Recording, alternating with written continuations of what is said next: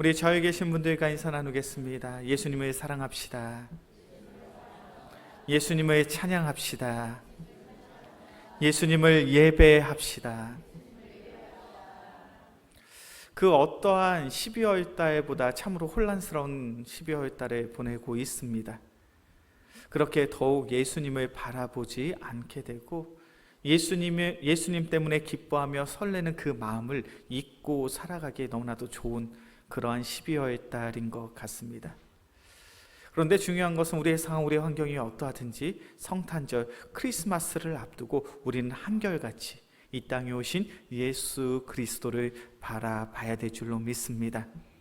우리 영광교회 귀한 성도님들, 더욱 주님을 사랑하고 더욱 주님을 사랑한다 고백함으로 주님이 기뻐하시는 성탄절, 주님이 기뻐하시는 성탄 주일 예배를 드릴 수 있는 우리 모두가 되어지길 주의 이름으로 간절히 축원합니다. 우리는 소유리 문답의 내용을 계속해서 보고 있죠. 특별히 오늘은 십계명의 9번째 계명을 살펴보고자 합니다. 하나님께서는 당신의 나라, 당신의 민족 이스라엘 백성들에게 그들이 마땅히 지켜야 할 10가지의 계명을 주셨습니다. 이 10가지의 계명을 우리는 십계명이라고 이야기하죠. 이 십계명은 크게 두 부분으로 나뉘어서 이해할 수 있습니다. 먼저는 첫 번째부터 네 번째의 계명은 우리 인간과 하나님이 어떠한 관계성 속에서 살아가야 되는가, 하나님의 자녀요 하나님의 백성인 이스라엘 백성이 어떠한 모습으로 하나님을 예배해야 되는가, 그런 내용이 적힌 내용이 바로 첫 번째부터 네 번째의 계명입니다. 그리고 다섯 번째부터 10번째의 계명은 우리 인간과 인간, 하나님을 믿는 믿음의 성도들이 이 세상을 살아가며 다른 사람들과 어떠한 모습으로 살아가야 되는가, 그러한 가르침이 있는 계명이 바로 십계명 5계명에서부터 십계명의 내용이죠. 특별히 다섯 번째 계명이 무엇입니까? 우리가 기억하고 계시죠? 다섯 번째 계명 뭐죠? 내 부모를 공격하라. 여섯 번째 계명 무엇입니까? 살인하지 말라. 일곱 번째 계명은 간음하지 말라. 그리고 여덟 번째 계명은 도둑질하지 말라. 다섯 번째부터 여덟 번째 계명까지는 우리가 보면서 우리가 이 세상을 살아가며 마땅히 내가 예수를 믿던 예수를 믿지 않던 이 정도의 모습으로 이 정도의 도덕성과 윤리적인 의식은 가지고 살아가야지라는 생각이 드는 내용이에요. 그런데 오늘 본문의 말씀 아홉 번째 계명은 좀 우리의 마음속에 그렇게 반드시 지켜야 하는가라는 그런 의구심이 드는 내용입니다. 오늘 본문의 말씀 출애굽기 20장 16절의 말씀이죠. 우리 같이 읽어보겠습니다. 시작. 내 이웃에 대하여 거짓 증거하지 말라. 소유리 문답 76문을 보면 이렇게 질문합니다. 제9계명이 무엇입니까? 그 답이 뭐죠? 제9계명은 내 이웃에 대하여 거짓 증거하지 말라. 좀 더 쉽게 표현하면 너희가 이 땅 가운데 살면서 다른 사람들에게 거짓말하면 안 돼라는 그러한 가르침을 주고 있죠. 우리 성도님들, 한 주간에 몇 번 정도 거짓말 하신 것 같습니까? 어떠셔요? 오늘 제가 교회 오니까 우리 한 성도님이 저한테 이런 이야기 하셨어요. 아, 목사님, 얼굴에 좀 살이 빠지신 것 같아요. 사실일까요? 거짓말일까요? 저는 그런 생각이 들었어요. 왜냐하면 제가 몸무게가 늘었거든요. 근데 살이 빠졌다고요? 우리가 이 세상을 살아가면서 제가 한 설문조사를 보니까 하루에 사람이 적게는 최소한 3회에서 5회 이상 거짓말을 한대요. 그냥 사람이 살면서 하루를 24시간을 살면서 적게는 3번에서 적게 최소한 3번에서 5번 정도의 거짓말을 한다라고 이야기를 합니다. 그러면 1년 365일을 살면 몇 번 정도 거짓말을 하는 겁니까? 몇 번 정도가 될까요? 10,000번이 넘죠. 하루에 5번씩 거짓말을 하면 15,000번이 넘습니다. 우리는 1년 동안 10,000회가 넘는 15,000번이 넘는 그런 거짓말을 말하는 삶을 살고 있는지도 모르겠어요. 근데 오늘 성경의 말씀을 보니까 뭐라고 이야기합니까? 너의 이웃에 대하여 거짓 증거하지 마. 거짓말하지 마. 우리가 오래간만에 누군가를 만났습니다. 그리고 그 사람을 꼭 칭찬해주고 싶어요. 그래서 그렇게 이야기합니다. 살 빠진 것 같네. 너무 멋져졌네. 너무 잘생겨졌네. 그런 거짓말 하면 돼요? 안 돼요? 안 돼요? 예, 오늘 거짓 증거하지 말라고 했으니까 그런 거짓말 하면 돼요? 안 돼요? 돼요? 하지 말라고 이야기했는데 오늘 본문의 말씀이 그런 가르침을 주는 거예요. 우리가 이 세상을 살면서 누군가에게 너무나도 쉽게 거짓말을 하는데 그러한 거짓말을 하는 것, 그것이 과연 믿는 자로서 맞는 것인가 틀린 것인가? 성경의 말씀을 보면 거짓말을 하고 칭찬을 받은 사람이 있는가 하면 거짓말을 함으로 하나님께 저주를 받은 사람이 있습니다. 우리 말씀을 한번 찾아볼까요? 창세기 34장입니다. 창세기 34장 25절에서부터 27절까지의 말씀이에요. 우리가 너무나도 잘 알고 있는 사건입니다. 창세기 34장 25절에서부터 27절까지의 말씀 제가 먼저 봅니다. 제3일에 아직 그들이 아파할 때 야곱의 두 아들 디나의 오라버니 시몬과 레이가 각기 칼을 가지고 가서 몰래 그 성읍을 기습하여 그 모든 남자를 죽이고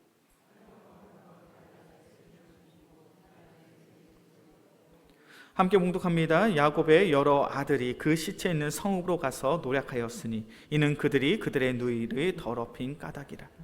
창세기 34장에 이 사건 잘 알고 계시죠? 야곱의 딸이었던 디나가 성폭행을 당하게 됩니다. 이 과정을 통해서 야곱의 자녀들이 분노하게 돼요.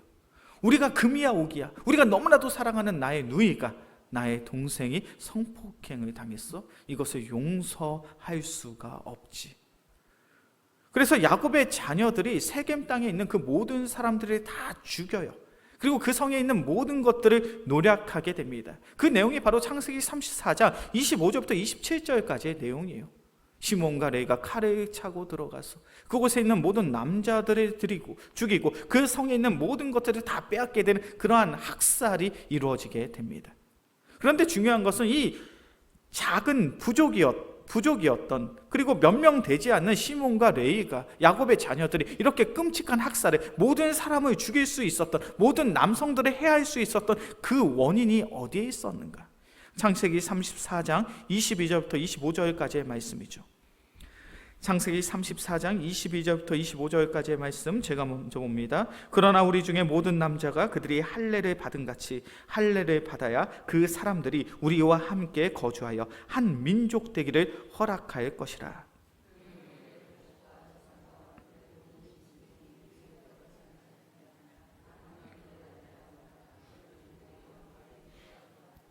성문으로 출입하는 모든 자가 하몰과 그의 아들 세겜의 말을 듣고 성문으로 출입하는 그 모든 남자가 할례를 받으니라.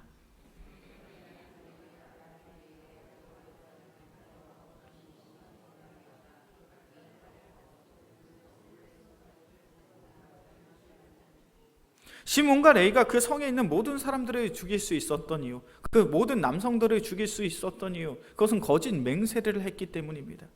너희가 우리와 함께 가족을 꾸리길 원하느냐?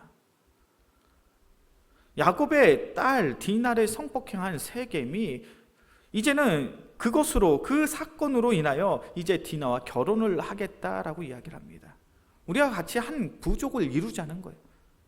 그러한 청함을 들었을 때 시몬과 레이, 야곱의 자녀들이 무슨 이야기를 합니까? 너희들 정말 나와 우리와 가족이 되고 싶어? 그렇다면 우리와 가족이 되기 위해선 할례를 행해야 돼. 할례가 무엇인지 아시죠? 남자의 성기의 피부를 제거하는 것. 요즘으로 치면 포경수술 정도가 되는 거예요. 너희 성기에 있는 표피를 벗겨내는 그러한 시술을 해야 너희는 우리의 가족이, 우리의 일원이 될 수 있어. 그렇게 이야기를 합니다. 그래서 오늘 본문의 말씀을 보니까 이 사람들이 정말로 야곱과 한 가족이 되기 위해서 할례를 행해요. 특별히 오늘 본문의 말씀을 보니까 25절의 말씀이죠. 제3일에 아직 그들이 아파할 때, 할례를 행하고 가장 아파하는 그 순간, 할례를 하고 꼼짝달싹할 수 없는 그런 상황 속에 이제 시몬과 레이가 어떤 선택을 합니까? 칼을 들고 그 성으로 들어갑니다. 움직일 수 없는 그들을 향하여 칼을 휘두르죠. 그리고 그 결과가 무엇입니까? 그곳에 있는 모든 남성들이 죽임을 당해요. 그리고 야곱의 자녀들은 그 성읍에 있는 모든 것들을 빼앗게 됩니다. 딸 디나가, 나의 누이가, 나의 여동생이 성폭행을 당한 것은 분명 끔찍한 일이죠. 그런데 그들은 그것을 핑계 삼아 더욱 큰 악행을 저지르는 거예요. 그리고 그 악행을 저지르기 위해서 아낌없이, 거부감 없이 거짓말을 합니다. 너희가 정말 우리와 함께하길 원하니라. 그렇다면 너희의 몸에 할례를 행해. 그 결과가 무엇입니까? 창세기 49장 5절의 말씀을 보면 하나님께서는 야곱을 통하여 시몬과 레위를 이렇게 저주하십니다. 그들의 칼은 폭력의 도구로다. 너희의 칼은 폭력의 도구로 쓰임받았어. 너희의 손은 피로 더럽혀졌어. 너희의 삶은 하나님의 영광을 가리는 인생이야. 그렇게 너희는 하나님의 축복이 아닌 하나님의 저주를 받을 수밖에 없어. 이것이 거짓의 결과예요. 하나님이 이 세상을 살아가며 가장 싫어하는 것이 무엇인지 아십니까? 그것은 거짓이에요. 거짓말하는 거예요. 우리는 이 세상을 살아가면서 내가 조금 이득을 볼 수 있다면, 나에게 조금 유익이 될 수 있다면 우리는 너무나도 쉽게 거짓말을 합니다. 상대방과 좀 더 좋은 관계를 맺을 수 있다면, 내가 이 관계를 통하여 뭔가 유익을 얻을 수 있고 뭔가 이익을 챙길 수 있다면, 내가 다른 사람들에게 인정을 받고 칭찬을 받을 수 있다면, 거짓말 한두 마디 하는 것은 우리의 삶 속에 별로 크게 문제가 되지 않는다라고 생각을 하죠. 그런데 하나님의 관점은 달라요. 말씀을 볼까요? 요한복음 8장입니다. 요한복음 8장 44절의 말씀이에요.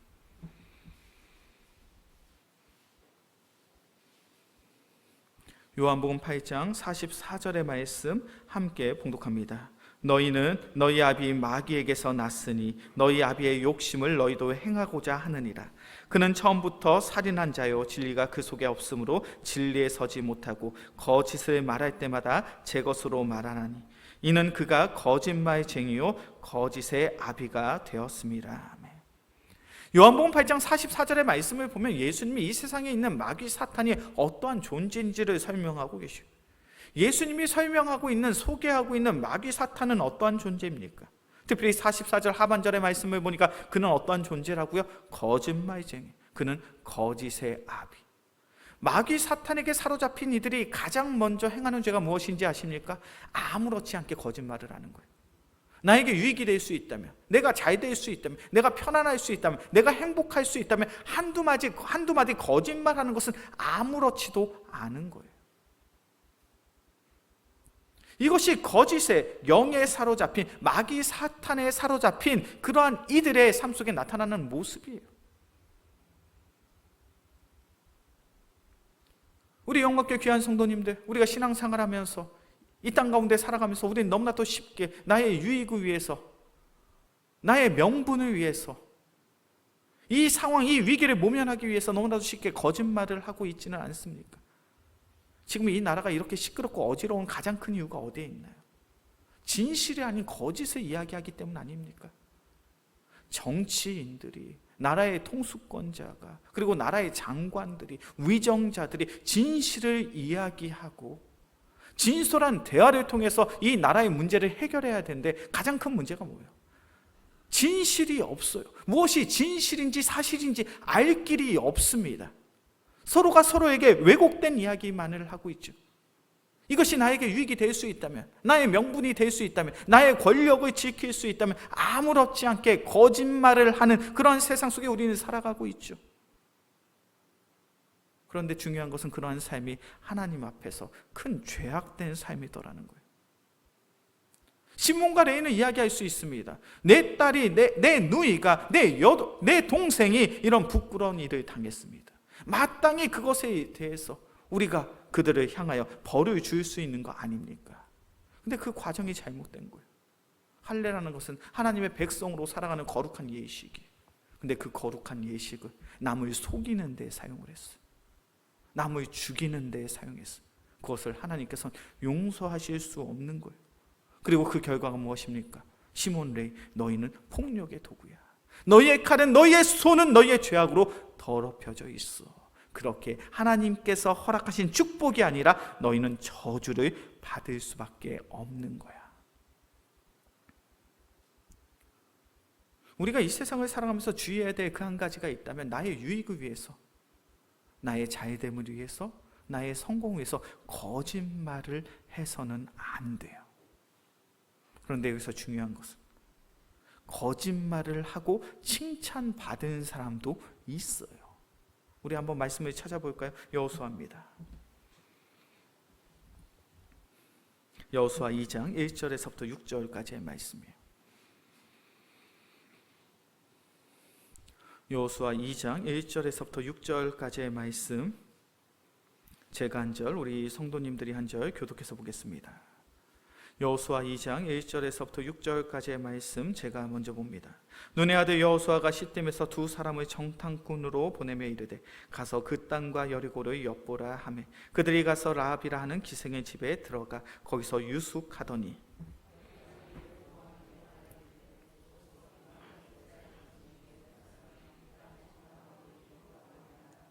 여리고 왕이 라합에게 사람을 보내어 이르되 내게로 와서 내 집에 들어간 그 사람들을 끌어내라. 그들은 이 온 땅을 정탐하러 왔느니라.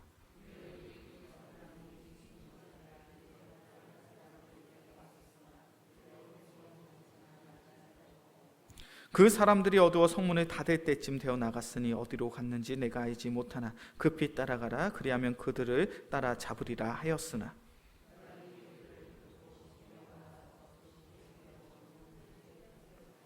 아멘. 여호수아 2장 1절부터 6절까지의 말씀, 우리가 잘 알고 있는 사건이죠. 이제 이스라엘 백성들은 가나안 땅을 정복하기 위해서 여호수아는 두 명의 정탐꾼을 보냅니다. 그리고 이 두 명의 정탐꾼은 여리고 성을 살펴보게 돼요. 그러던 중에 자신들의 신분이 들통납니다. 그래서 병사들이 이 정탐꾼을 잡아 죽이려고 하는 급박한 상황이에요. 그런 상황 속에 이 정탐꾼은 기생 라합의 집에 숨어들게 됩니다. 그때 라합이 어떤 선택을 하게 됩니까? 그들을 숨겨주고 그들의 위치, 그들이 어디에 숨었는지 그것을 밝히 드러내는 그런 일을 합니까? 아니면 그들을 숨겨주는 선택을 하게 되냐? 어떤 선택을 합니까? 이 정탐꾼을 숨겨주죠. 그리고 군인들에게 이야기합니다. 그들은 이미 저 성문을 벗어나 멀리 도망갔습니다. 지금이라도 속히 쫓는다면 그들을 잡을 수도 있겠죠. 기생 라합은 이 정탐꾼을 어디에 숨겨두었습니까? 자신의 집에. 오늘 성경의 말씀을 보면 3대 속에 그들을 숨겨두었다라고 성경은 증거하죠. 기생 라합은 그들을 숨겨주었습니다. 그리고 오히려 군인들에게 거짓을 말하고 있죠. 거짓말하면 돼요, 안 돼요? 거짓말하면 돼요, 안 돼요? 거짓말하면 안 된다면서요. 하나님이 가장 싫어하는 거, 마귀 사탄이 가장 쉽게 우리를 유혹하는 것이 바로 거짓을 행하는 그런 삶이라고 말씀드렸잖아요.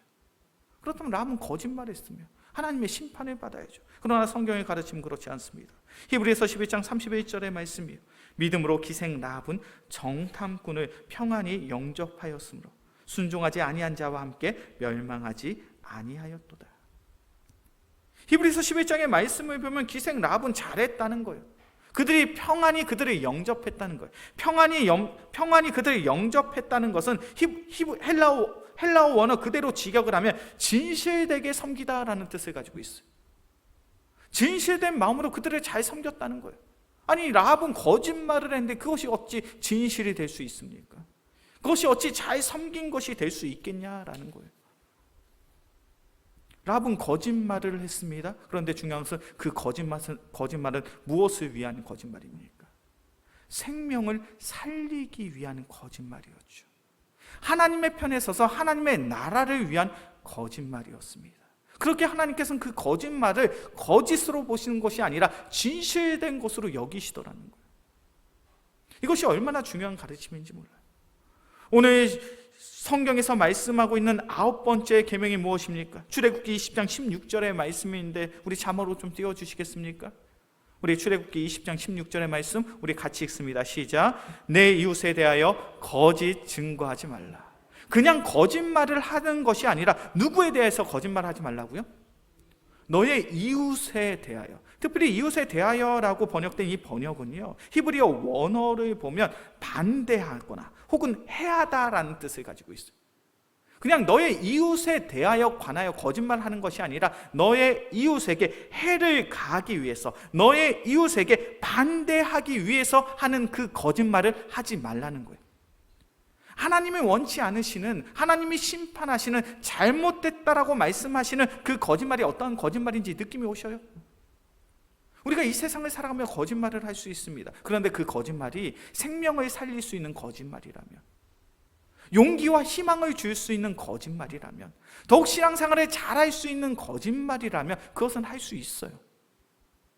마치 병원에서 이제 시한부의 인생을 살 수밖에 없는 그런 환자에게, 비록 당신이 시한부의 인생을 살 수밖에 없지만 지금 치료를 잘 받으면 당신은 기적처럼 회복될 수 있습니다 라고 이야기를 한다면 그것은 선의의 거짓말이 되는 거예요.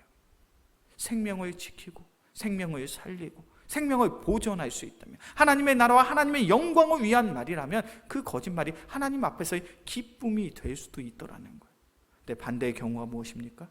나의 욕심을 위해서, 내가 잘 되기 위해서, 내가 성공하기 위해서, 내가 인정받기 위해서, 남의 것을 빼앗기 원해서, 남에게 해를 가하기 위해서 거짓말을 한다면 그것은 큰 잘못의 거짓이라는 거예요.